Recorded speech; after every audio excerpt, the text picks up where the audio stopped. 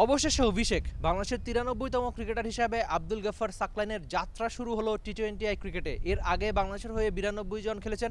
অবশেষে স্বপ্নপূরণ আব্দুল গফফার সাকলাইনের। সবশেষ বাংলাদেশ প্রিমিয়ার লিগটা দারুণ খেলেছেন, বিপিএলে ট্রফি জিতেছেন রাজশাহীর হয়ে।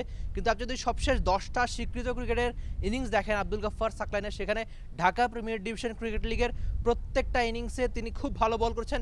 একটা মাত্র ইনিংসে তার নামের সঙ্গে উইকেট নাই।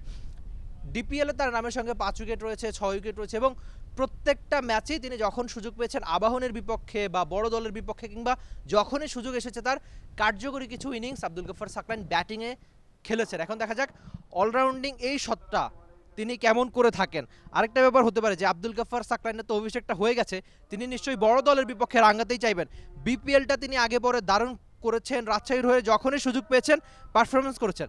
এখন দেখা যাক চট্টগ্রামের এই সাগরিকায় বড় দল অস্ট্রেলিয়ার বিপক্ষে একজন আব্দুল গফফার সাকলাইন কেমন ক্রিকেটটা খেলে থাকে।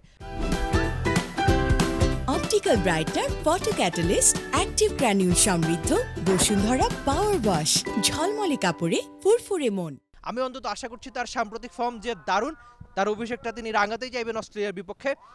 তাকে একবার জিজ্ঞেস করেছিলাম যে আপনার সবচেয়ে বড় হাতিয়ার কি, সরাসরি বলেন নাই, কিন্তু আপনি যদি তার খেলাটা দেখে থাকেন তাহলে হয়তো জানেন তিনি স্লোয়ার দারুণ বল করে থাকেন। এখন দেখা যাক তিনি মাঠে ক্রিকেটে কেমন করে থাকেন। Rifat Emil, T sports, Sagarika. For more updates, subscribe to our YouTube channel and click on the bell icon. Follow us on Facebook and Instagram.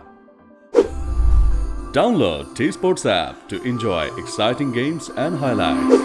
Visit tsports.com.